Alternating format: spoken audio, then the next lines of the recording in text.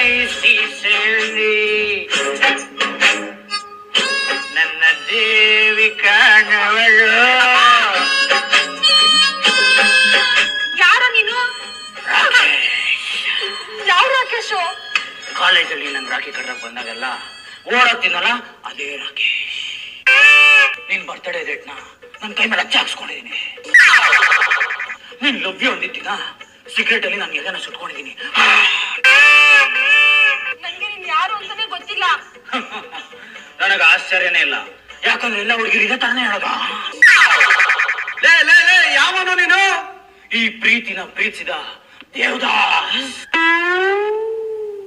ಆ ದೇವದಾಸ್ ನಾಯಿ ಮಾತಾಡ್ದ, ಆದ್ರೆ ಈ ದೇವದಾಸು ಸತ್ತಿರೋ ಮೇಕೆದ ಬೋಟಿ ಕಲಿಜನ ತೆಗೆದು ಅದರೊಳಗಡೆ ಹತ್ತಿನ ತುಂಬಿ ಈ ಮೇಕೆನ್ ಸಾಕ್ತಾ ಇದ್ದಾನೆ. ನನ್ನನ್ನ ಬಕ್ರಾ ಮಾಡಿದಲ್ಲ ಬಾಸ್, ಬಕ್ರಾ. ಅದಕ್ಕೆ